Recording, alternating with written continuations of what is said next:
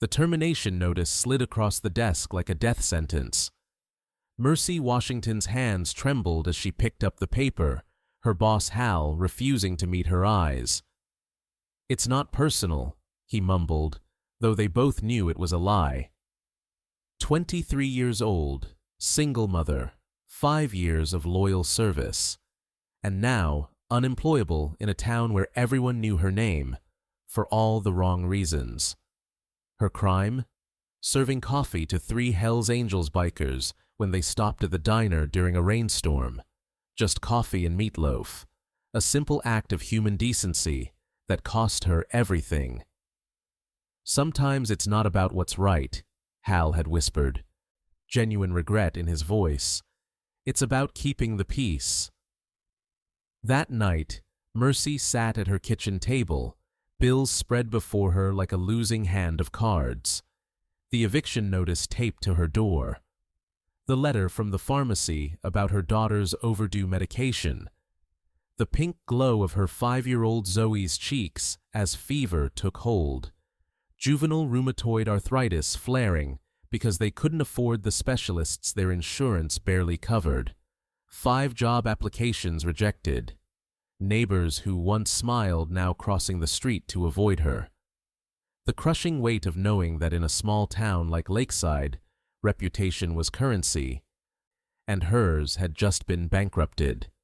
All because she'd looked into the weary eyes of 3 strangers in leather jackets and seen something familiar, the same exhaustion she faced in her own mirror every morning.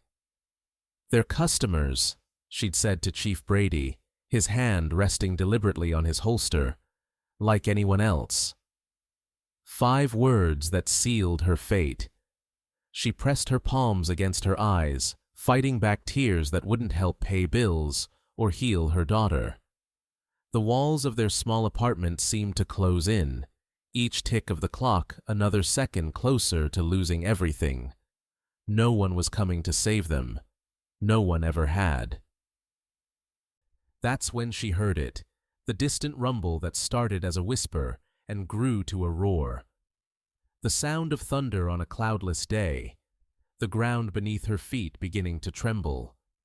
600 motorcycles rolled into Lakeside at dawn, chrome gleaming under the summer sun, leather-clad riders with faces weathered by open roads and hard lives. They moved like a river of steel and thunder, flowing toward the center of town, toward her. What these bikers did next wasn't just unexpected. It wasn't just kind. It was the type of justice that exists only in dreams, raw, powerful, and impossible to ignore. This is the story of how Mercy Washington lost everything for treating strangers with dignity, and how those strangers returned to rewrite the ending of a story that seemed destined for tragedy. Mercy Washington wasn't born in Lakeside, Michigan. That fact alone set her apart in a town where family trees had roots stretching back generations, where last names carried history, where newcomer still applied to families who'd moved there in the 1980s. She'd arrived 7 years ago, 18 years old, and 8 months pregnant, her ancient Corolla breaking down just as she crossed the city limits, a cosmic sign she later joked about during rare moments of lightness. The truth was, she'd been running from somewhere, not toward anything.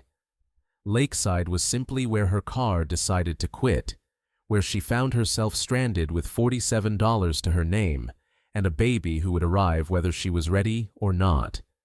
She never spoke about the father of her child, never mentioned the family she'd left behind in Kentucky. Those chapters remained firmly closed, though the locals had theories, whispered speculations that followed her through grocery aisles and across church parking lots. What Mercy lacked in roots, she made up for in routine. Every morning, up at 4:30 a.m., quiet as a shadow so as not to wake Zoe. Prep lunches, lay out clothes, wash yesterday's uniform in the sink when laundry money ran short. Walk 3 blocks to Mrs. Hempel's apartment, where the elderly widow watched Zoe for a fraction of what daycare would cost. work the breakfast and lunch shift at Hal's Corner Grill, pick up Zoe, cook dinner, bathe her daughter, read stories, tuck her in, then return for the dinner shift when Mrs. Hempel was available to watch Zoe again. Home by midnight. Repeat. Year after year, no vacations, no sick days. The locals respected her work ethic, if nothing else. When Zoe was 3, the pain began. First in her knees. Growing pains, the local doctor called it. Then her fingers swelled until she couldn't hold her favorite stuffed rabbit. Fevers spiked without warning. The diagnosis came after their 3rd visit to the children's hospital 2 hours away. Juvenile idiopathic arthritis, a cruel twist where Zoe's immune system attacked her own joints.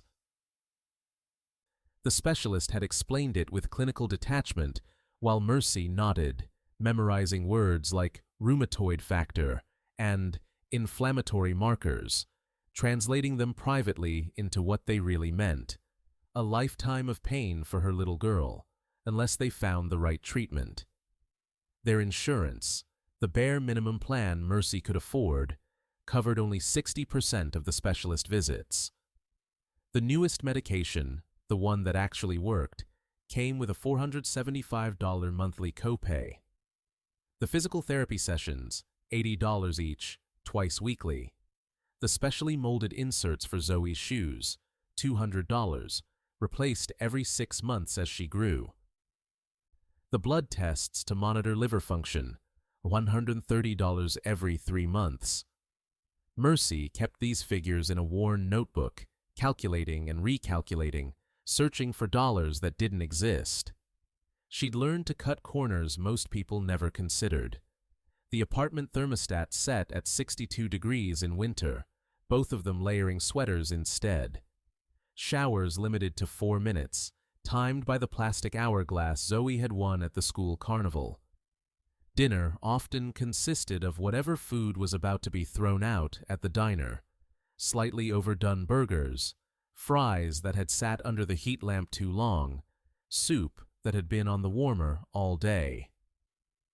Hal looked the other way, his one quiet kindness. On Zoe's bedside table sat 3 bottles of medication. The prednisone, $12 a month, a blessing in cost, but a curse in side effects, puffing her daughter's cheeks and dampening her once boundless energy.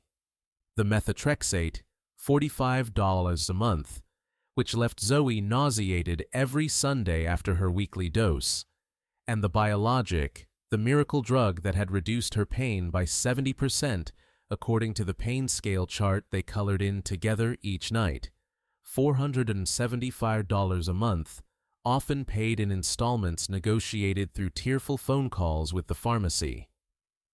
"Why do some people look at us funny, Mommy?"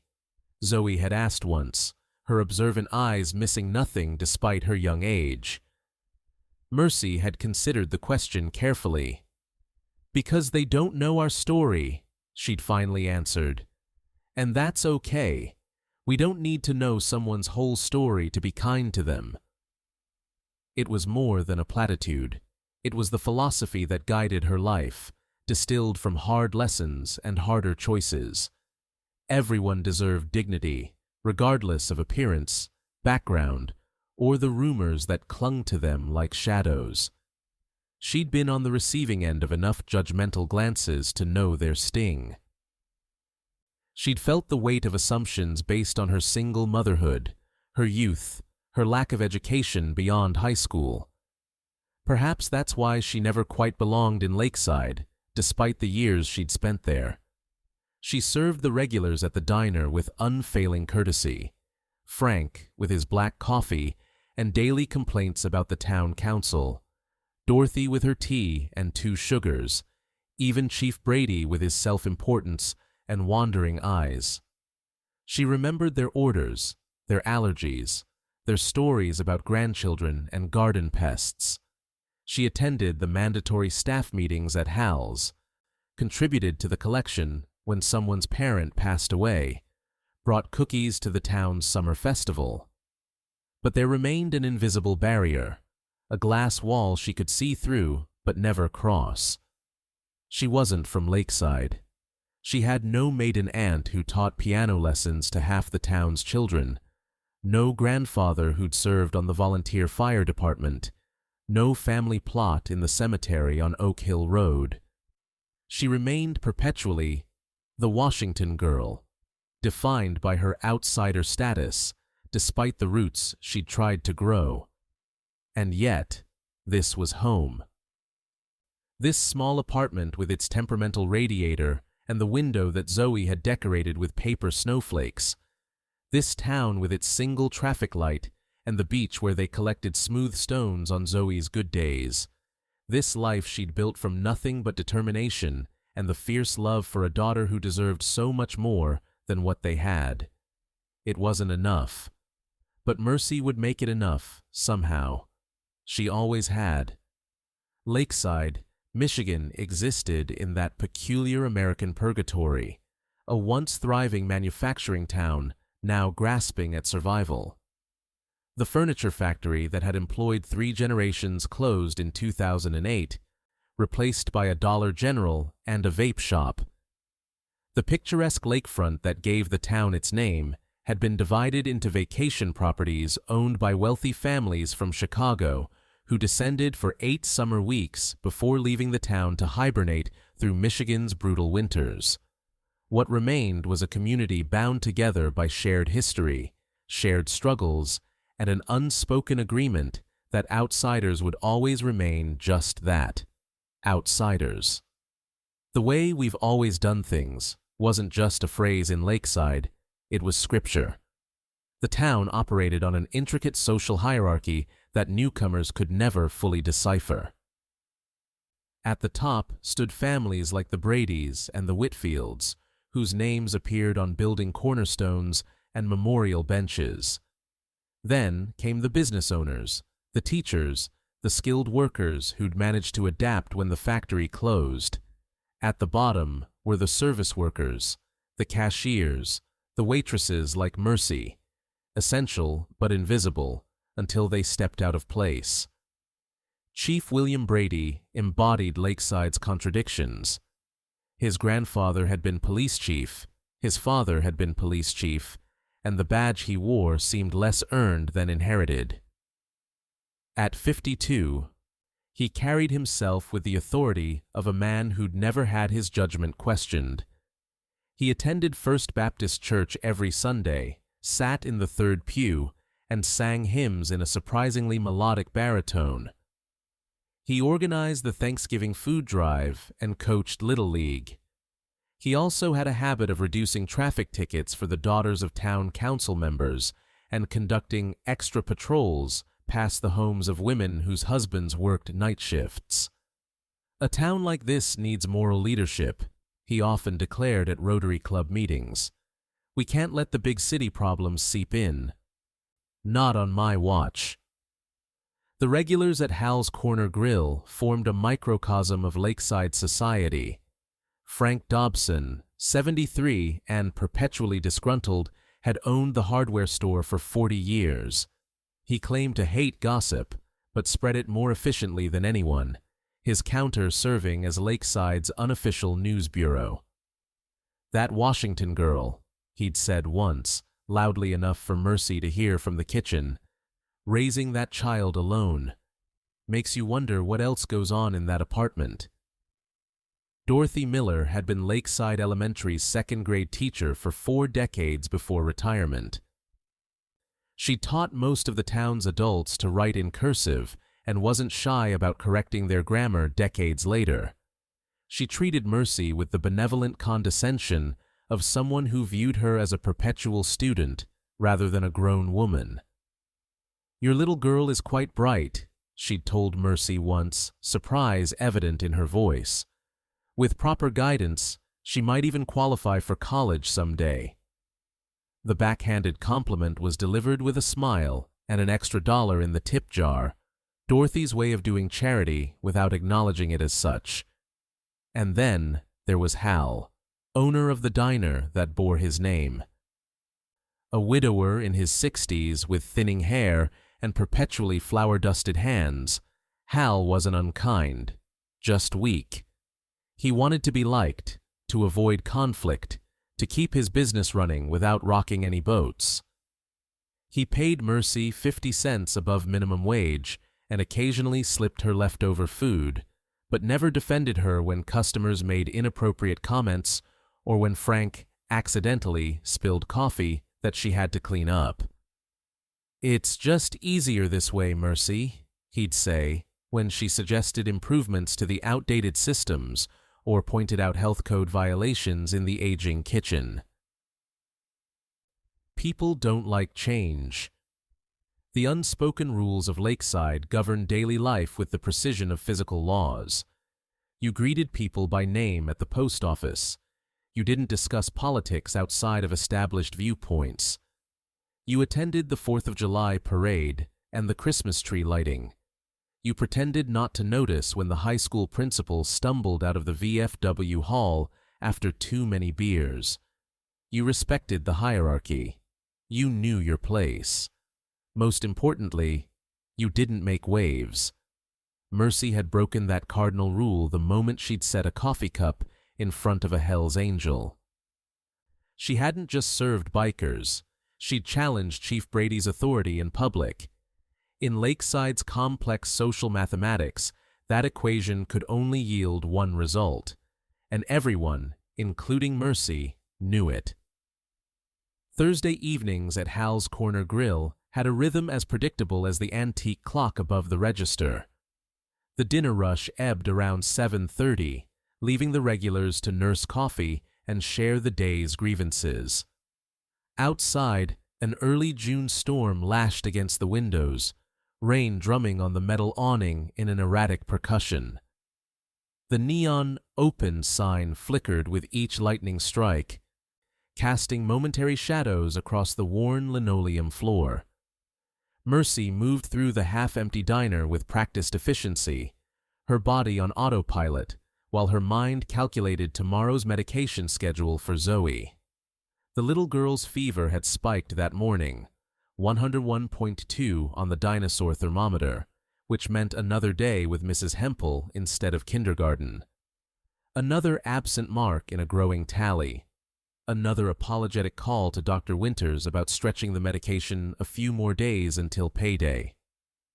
"You look a million miles away, honey," Dorothy commented as Mercy refilled her decaf. "Your little one doing any better?" "Better," Mercy said, the word carrying more hope than truth. "The new medication seems to be helping." From his usual stool at the counter, Frank snorted. "That fancy medicine from Ann Arbor must cost a fortune." Chief Brady, seated 2 stools down, glanced up from his meatloaf special. "County has programs for that sort of thing, you know, for people in your situation."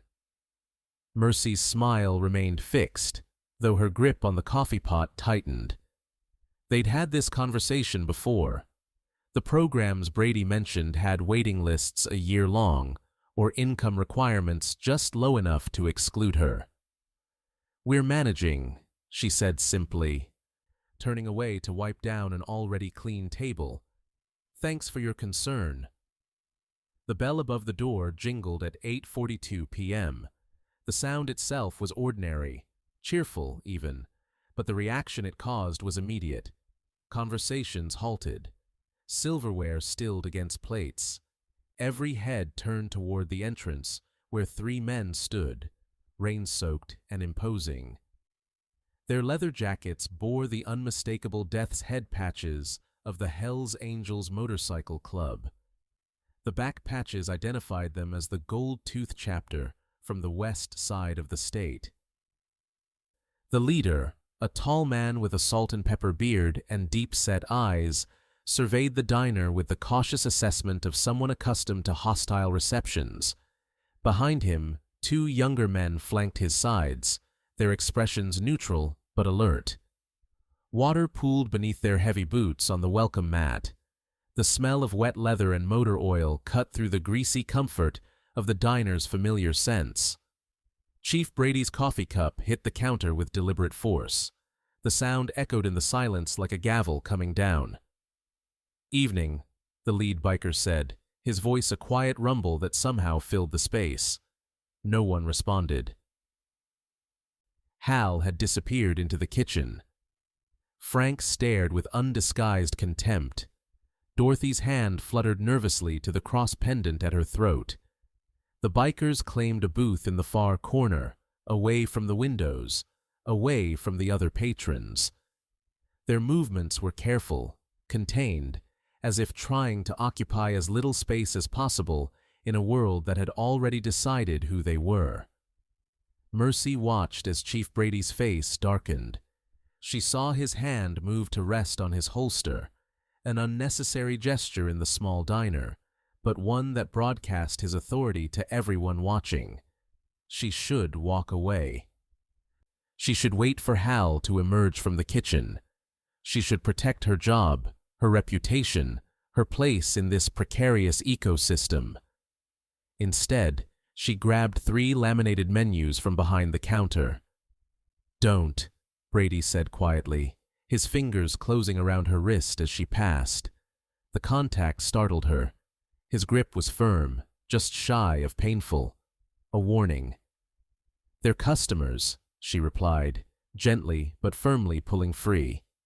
"Not in this town, they aren't." Something flared in Mercy's chest, a spark of defiance she usually kept carefully banked. "Last I checked, there's no dress code at Hal's." Brady's eyes narrowed.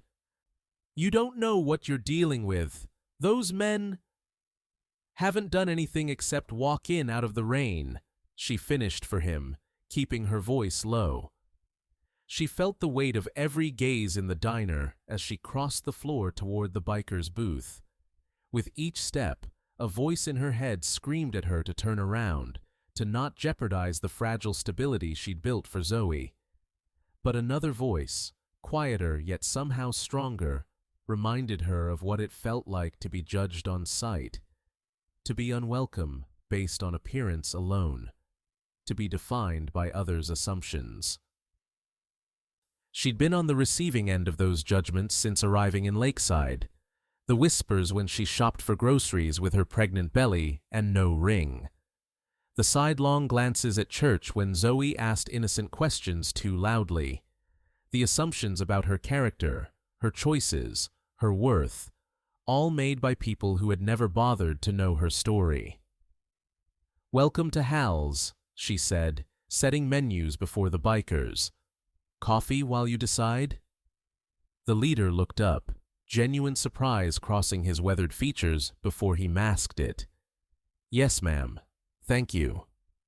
His eyes met hers briefly, blue-gray like the lake in winter, lined with the kind of weariness that comes from constantly bracing for rejection. She recognized that weariness. She saw it in her own mirror on the hardest days.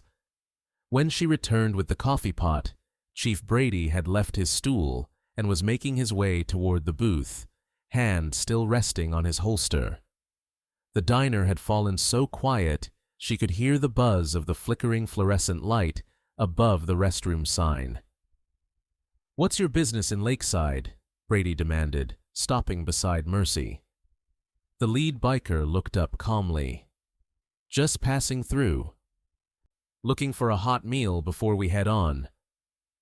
We've got reports of trouble caused by your kind 2 towns over. Funny coincidence you'd show up tonight." The biker's jaw tightened. "Not us. We've been in Grand Rapids since Tuesday." "Right," Brady scoffed. "You all look the same to me. Criminals with patches." "Chief," Mercy said, the word escaping before she could reconsider. "They haven't done anything wrong." Brady turned to her, eyebrows rising dangerously. "Excuse me?" "They're just ordering dinner." She kept her voice steady despite the hammering of her heart. Like anyone else. The diner had become a theater, and everyone was watching. Dorothy with wide eyes, Frank with a deepening frown, Hal peering through the service window with alarm. The weight of their attention pressed against Mercy's skin like a physical thing. "Like anyone else?" Brady repeated, his voice dropping to a dangerous whisper. "These aren't just anyone. Do you know what their kind do? The drugs they run, the fights they start." The lead biker started to rise, but Mercy shook her head slightly, surprising herself with her own boldness. More surprising still, he settled back into his seat, a flicker of respect crossing his features. "All I know," she said, measuring each word carefully, "is that in 5 years of working here, I've learned you can't judge who a person is by how they look when they walk through that door. These men haven't caused any trouble. They're paying customers. They deserve to be served." A muscle in Brady's jaw pulsed. The diner seemed to hold its collective breath. "You've been watching too many movies, girl," he said finally. "These aren't just misunderstood heroes." He turned to the bikers. "I want you out of my town in 1 hour." As he stalked back to the counter, Mercy poured 3 cups of coffee with hands that trembled only slightly. "Thank you," the leader said quietly. "My name's Ray. This is Ben and Drew." "Mercy," she replied, pulling out her notepad. "What can I get you?" The meal passed without incident.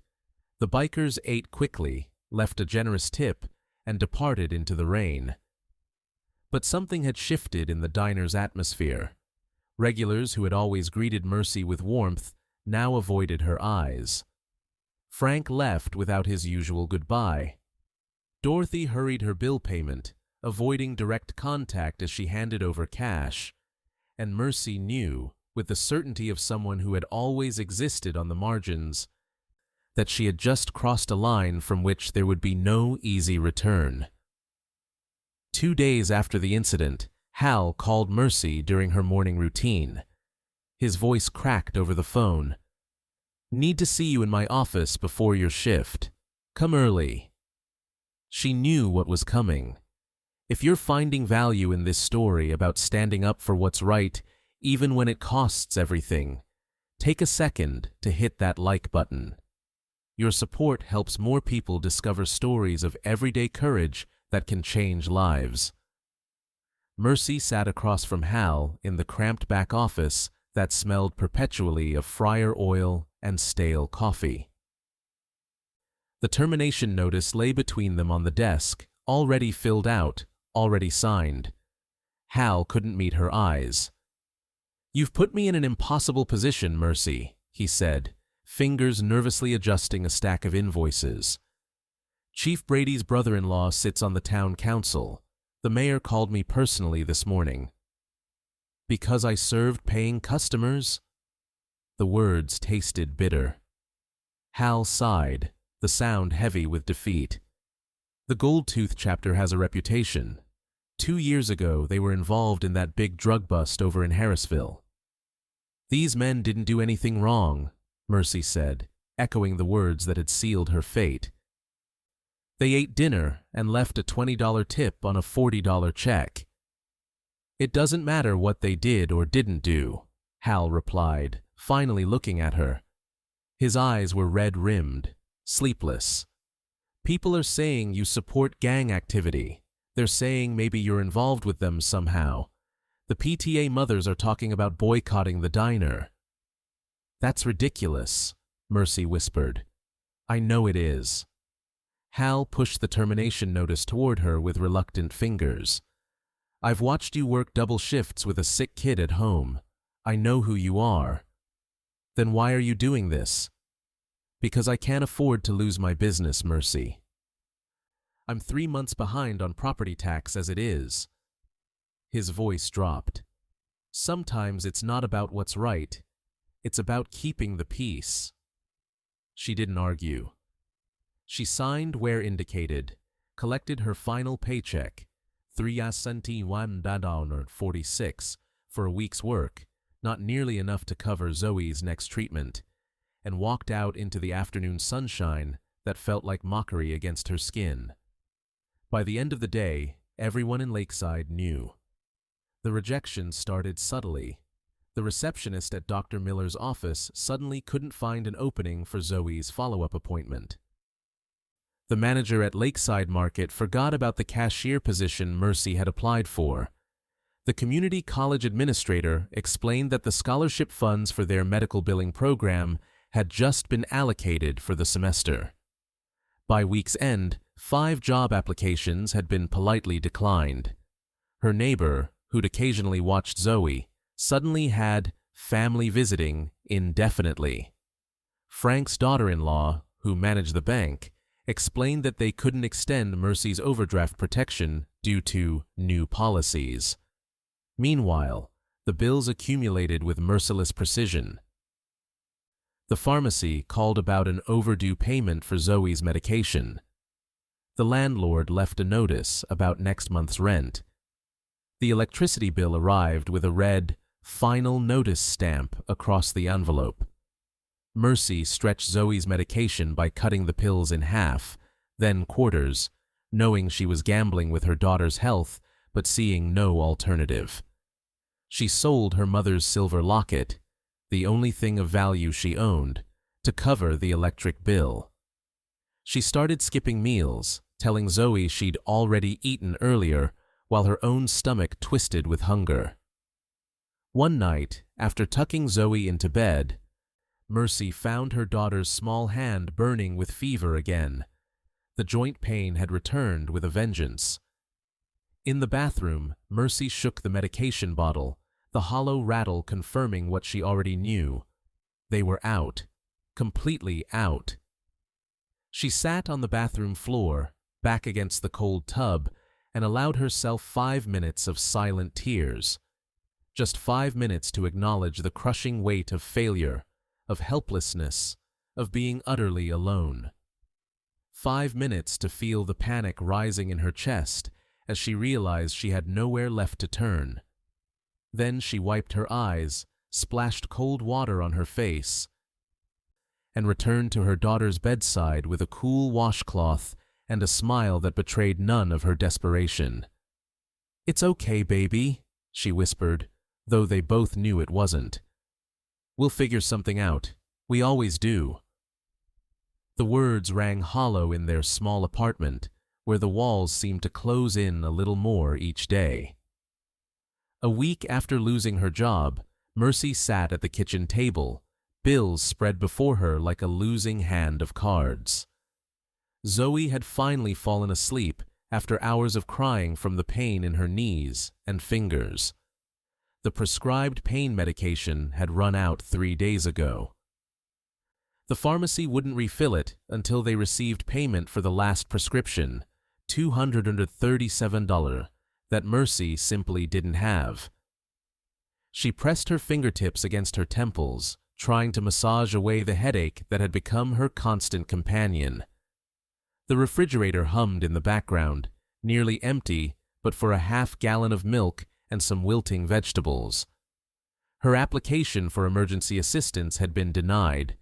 Her previous income put her just over the qualification threshold, and they wouldn't consider her current unemployment until she'd been without work for 30 days. By then, they'd be evicted. A sharp knock at the door made her jump.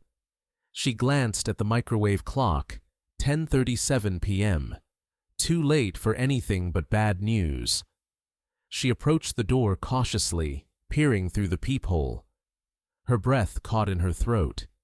Standing in her hallway was Ray, the Hell's Angel from the diner, his imposing frame filling the narrow corridor. Her mind raced through possibilities, none of them good. Had he somehow connected her firing to that night? Was he angry, seeking some kind of retribution? She glanced at her phone, calculating how quickly she could call 911 if needed.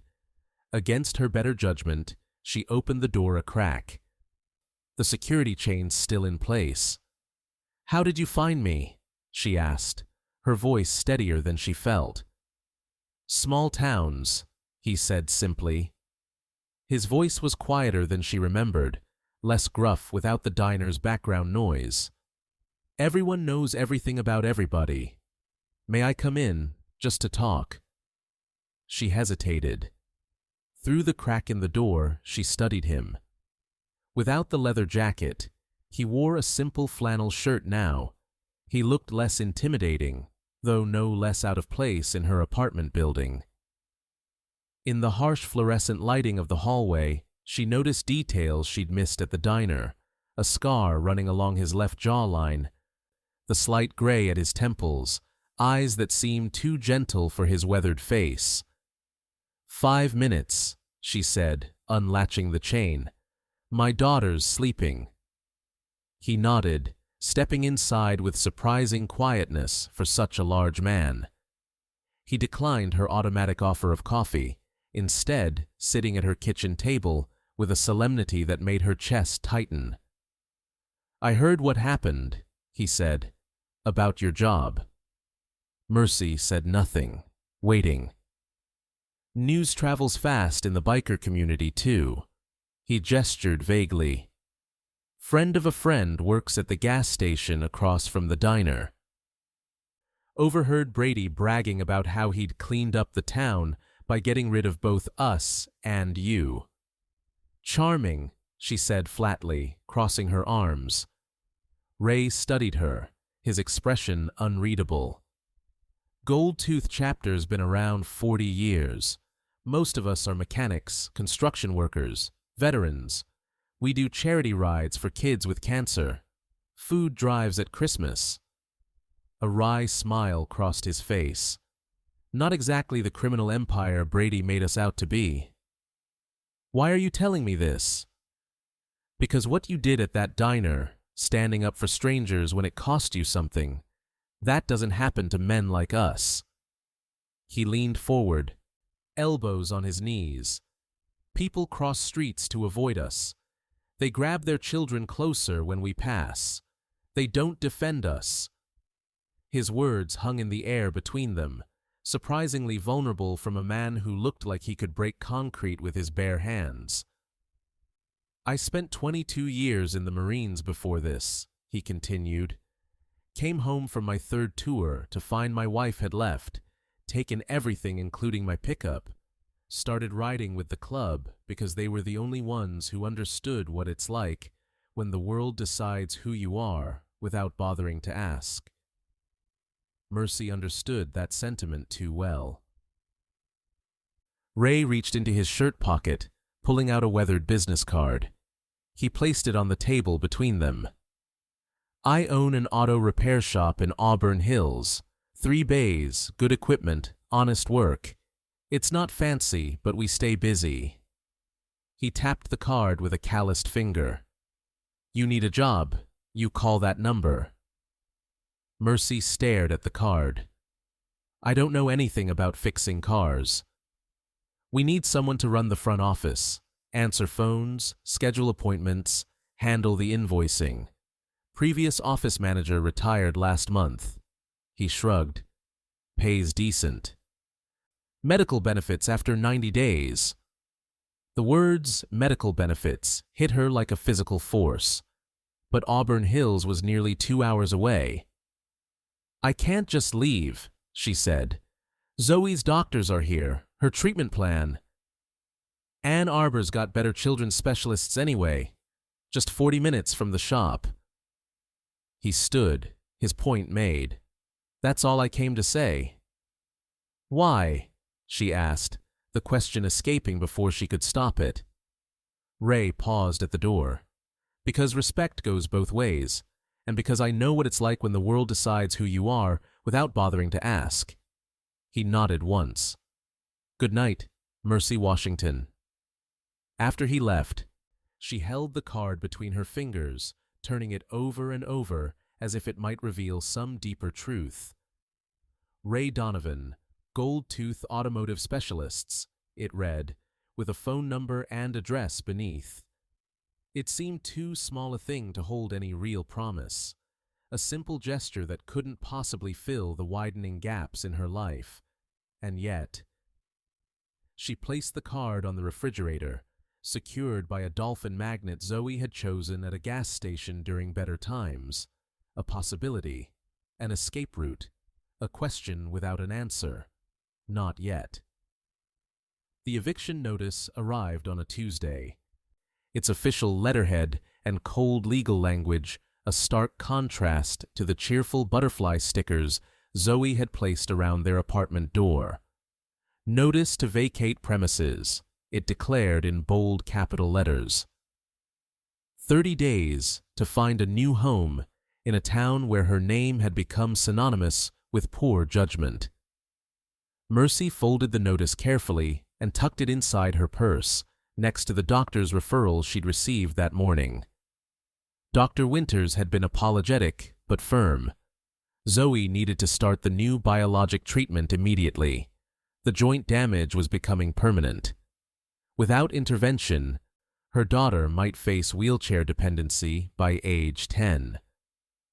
There's a financial assistance program, the doctor had explained, sliding a pamphlet across his desk. But the waiting list is 6 to 8 months. Zoe didn't have 6 to 8 months. The inflammation was spreading to more joints each week. Last night, she'd cried because it hurt too much to hold her stuffed rabbit. The weight of these twin disasters, homelessness, or her daughter's deteriorating health, pressed down on Mercy's chest until breathing itself became a conscious effort.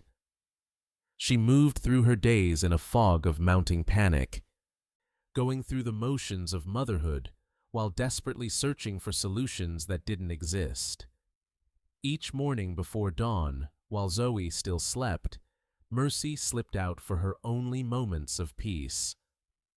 The short walk to Lake Michigan took her through neighborhoods of comfortable homes where lights were just beginning to flicker on, families rising to days uncomplicated by the mathematics of survival. She would stand at the shoreline as the first blush of sunrise painted the water, listening to waves against sand and allowing herself exactly 10 minutes of solitude before returning to reality.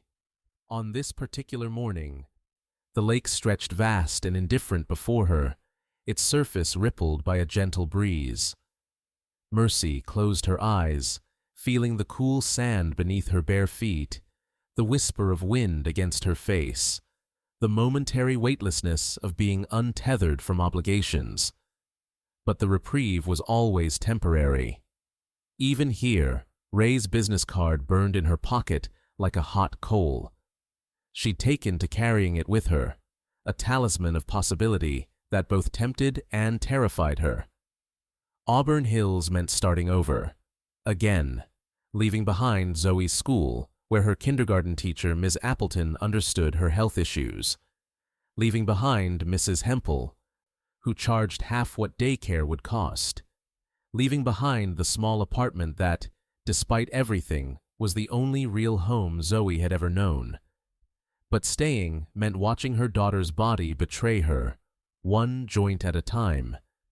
Staying meant explaining to a 5-year-old why they needed to sleep in their car. Staying meant failure in its most fundamental form, the failure to provide basic security for her child. "Mommy, it hurts," Zoe had whimpered last night, her small fingers swollen and hot to the touch. "Make it stop." Some pain couldn't be kissed away, some monsters couldn't be chased from under the bed. Some promises, "I'll make it better, baby," felt like lies, even as they left her lips. Back at the apartment, Mercy found Zoe awake, attempting to dress herself, despite fingers that wouldn't cooperate with buttons. Without a word, Mercy knelt to help, her throat tight with emotion, as Zoe's face creased with determination rather than surrender to the pain. "We're fighters, right, Mommy?" Zoe said, repeating the mantra they'd created during her first flare-up. "That's right, baby. We're fighters." Later, after settling Zoe with a coloring book and her last dose of over-the-counter pain reliever, Mercy stood in the kitchen staring at Ray's card on the refrigerator. The drive to Auburn Hills would take nearly 2 hours each way, an impossible commute. Moving there meant uprooting Zoe, leaving behind everything familiar. accepting help from a man she barely knew, connected to the very group that had cost her everything in Lakeside. And yet, she thought of Zoe's brave face as she struggled with buttons that once came easily. She thought of the eviction notice in her purse. She thought of the doctor's words. Without this treatment, the damage becomes permanent. Her fingers reached for the phone. Some choices weren't really choices at all. The first week of June dawned hot and clear, a perfect Michigan summer stretching out with promise for everyone but Mercy. She'd called Ray 3 days after receiving his card, swallowing her pride with the bitter taste of necessity. The job interview was scheduled for Friday. She'd already begun packing their meager belongings into borrowed boxes, explaining to Zoe that they were going on an adventure to a new town. The eviction notice's deadline loomed just 7 days away. Zoe's doctor was recommending a treatment they couldn't possibly afford until the new job's insurance kicked in, 90 days from now, if she even got the position. Too late to prevent the permanent damage already beginning in her daughter's small joints. She'd taken to walking along Lake Michigan in the mornings before Zoe woke, letting the vastness of the water remind her that even the most insurmountable problems were small against certain horizons. The rhythm of waves against shore offered a temporary peace that dissolved too quickly when she turned back toward town. What would you do if hundreds of bikers suddenly showed up for you? Would you be terrified or grateful? Drop a comment below with your thoughts. I'd love to hear how you'd react in Mercy's shoes. On this particular morning, the peace was broken by a different sound, the distant rumble of engines growing steadily louder. At first, she thought it might be a summer festival beginning early, but as she climbed the wooden steps from the beach back to street level, she saw them. Motorcycles, dozens, then hundreds, pouring into Lakeside from the main highway, their chrome catching the morning sun in brilliant flashes. Riders in leather jackets, many bearing the same patches she'd seen on Ray and his friends. They moved like a river of steel and thunder, flowing toward the center of town. Fear gripped her first. Had something happened? Was this retaliation for some perceived wrong? Had her call to Ray somehow triggered this invasion? She hurried back to her apartment, taking side streets to avoid the procession. When she reached her building, Ray was waiting outside, his bike parked at the curb. "What's happening?" she asked, breathless from running. "Why are they all here?" "For you," he said simply. A strange expression crossed his weathered face, something almost like pride mixed with anticipation. He extended his hand. "Come with me. There's something you need to see." Her instinct was to refuse, to grab Zoe and lock the door. But curiosity, that most human of emotions, won out. She called Mrs. Hempel to stay with her still sleeping daughter and followed Ray to his motorcycle. "I've never been on one of these," she admitted as he handed her a helmet. "Just hold on to me," he said, "and trust me, just this once." They roared through streets now lined with parked motorcycles, residents peering cautiously from behind curtained windows. Ray guided the bike toward downtown, toward Hal's Corner Grill, or what had been Hal's. The parking lot and surrounding streets were filled with bikes, at least 600 by her stunned estimation. Riders stood in formation, a sea of leather and denim parting to create a path to the diner's entrance. Men and women of all ages, some gray-haired, some barely older than Mercy herself, all wearing patches identifying chapters from across the Midwest: Goldtooth, Iron Horse, Steel City, Road Warriors. Chief Brady's patrol car sat at the edge of the gathering, the man himself standing beside it, face pale with the realization that he was hopelessly outnumbered. Other police vehicles were arriving, But the officers remained in their cars, radios squawking with confused chatter. At the diner's entrance stood Hal, looking both terrified and awestruck. Beside him was an older man in an expensive suit, who Mercy recognized as James Whitfield, the property developer who owned half the commercial buildings in Lakeside, including the diner. Ray guided her through the crowd, the bikers nodding respectfully as she passed. At the entrance, he stopped. 3 weeks ago, you served coffee to strangers when it would have been easier to turn us away, he said, his voice carrying across the sudden quiet. You lost your job. You lost your standing in this town. You nearly lost your home. All because you saw us as people first, Patches second. Mercy felt heat rising to her cheeks as hundreds of eyes focused on her. Anyone would have... No, Ray interrupted gently. Anyone wouldn't have. That's the point. He gestured to the assembled crowd. These men and women come from 12 states. Some rode all night to get here. We don't forget our debts, and we owe you one. He nodded to a woman who stepped forward, holding a leather folder. Gray-haired and battle-scarred, with arms covered in faded tattoos, she opened the folder to reveal legal documents. Every rider here contributed what they could, Ray continued. Some gave $10, some gave 1,000. Together, we've purchased this building from Mr. Whitfield, and now we're giving it to you. The folder was placed in her trembling hands. Mercy stared at the deed, her name printed in official type, her vision blurring with tears she couldn't hold back. The property, the business, the equipment, it's all yours, Ray said. No strings attached, no debt to repay. Why? She whispered, echoing her question from weeks before. The woman who had handed her the folder answered, Because you saw people where others only saw Patches. Because you stood when it would have been easier to look away. And because the world has too few moments of justice, so we decided to make one. From the back of the crowd, a small voice called out, Mom? Zoe pushed through the forest of legs, Mrs. Hempel following apologetically behind. The little girl's eyes were wide with confusion and wonder at the sea of leather-clad figures surrounding her mother. Mercy knelt, clutching the folder in one hand and her daughter in the other. It's okay, baby. These are... friends. Are they really giving us the restaurant? Zoe asked, loud enough for those nearby to hear and smile.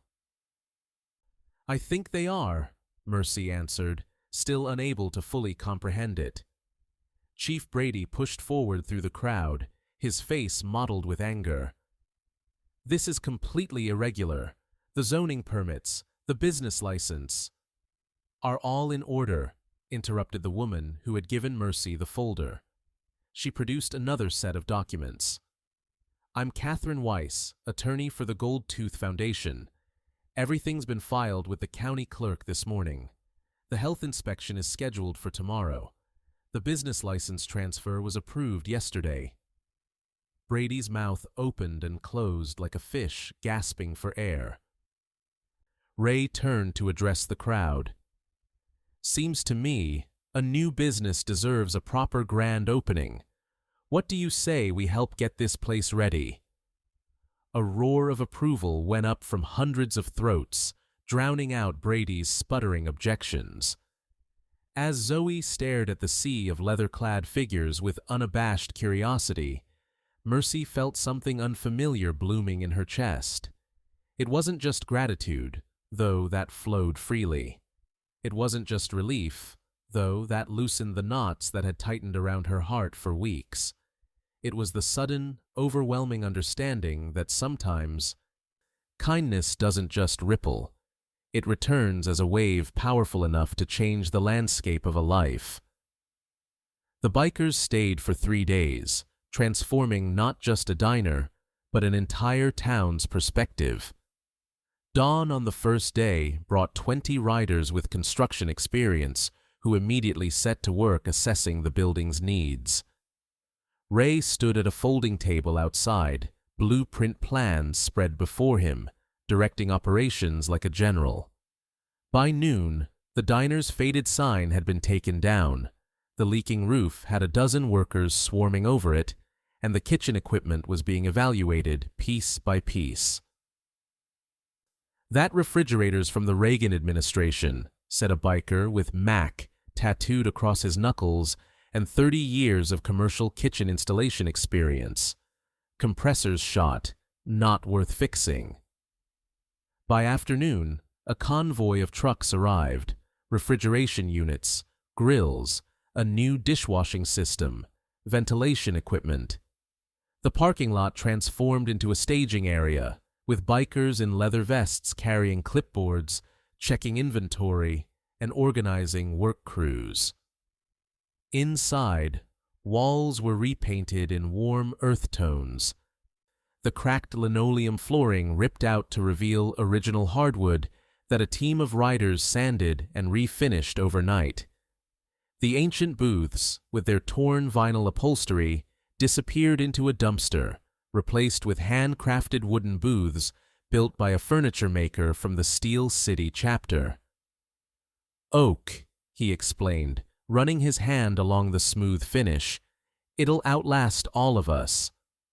Mercy moved through the controlled chaos in a daze, Zoe's hand clasped firmly in hers, as their future took shape around them. Each time she tried to express her gratitude, she found herself overwhelmed, words inadequate against the magnitude of what was happening. "Just pay it forward someday," Ray told her when she attempted to thank him for the third time. "That's how this works." The town's reaction evolved from shock to curiosity to something approaching respect. Residents who had crossed the street to avoid the bikers on day one found themselves stopping to watch the work on day two. Local news reporters arrived, initially drawn by the spectacle, but staying for the story of unexpected redemption. Dorothy Miller was the first to breach the divide, arriving with a tray of homemade lemonade for the workers. "My husband was a contractor," she explained to Mercy, watching the bikers gratefully accept the drinks. "Men working in this heat need hydration." It was a small gesture, but it cracked the ice. By evening, other residents had followed her lead. The Methodist church ladies brought sandwiches. The high school shop teacher arrived with additional tools. Frank's son, a plumber, offered his services when he heard they were upgrading the bathrooms. On the second day, Chief Brady made an appearance, standing awkwardly at the perimeter until Ray approached him. "Your men need anything?"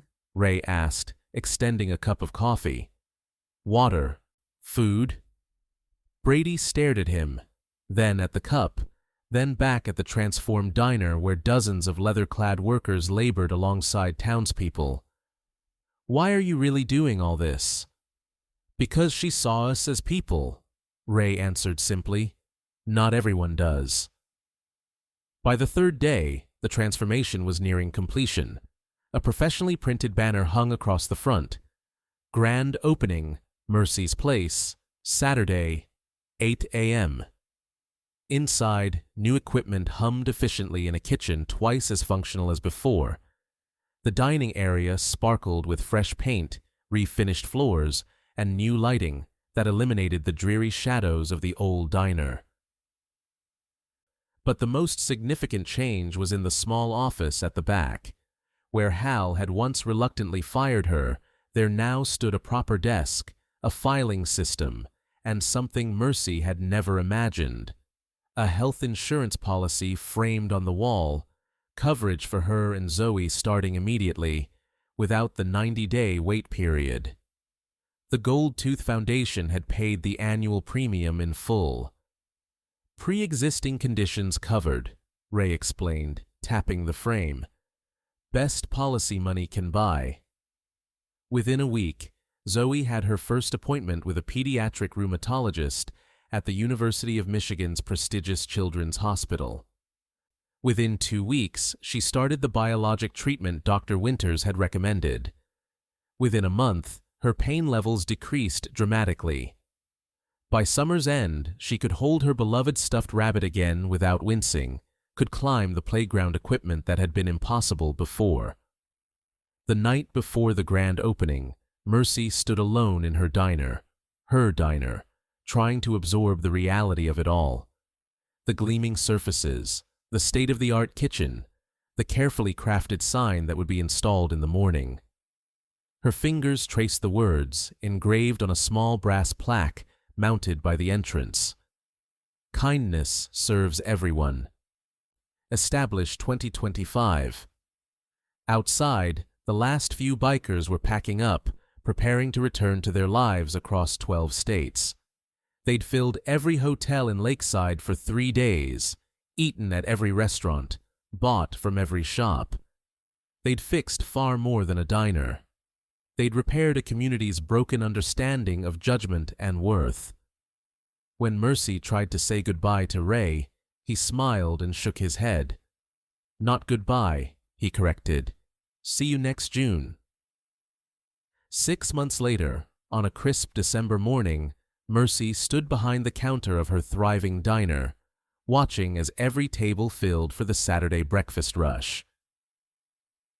Where Hal's Corner Grill had struggled to attract even the regulars, Mercy's place had become the heart of Lakeside, a gathering spot where farmers shared coffee with teachers, where teenagers studied in corner booths, where families celebrated birthdays beneath strings of lights that gave the renovated space a perpetual feeling of celebration.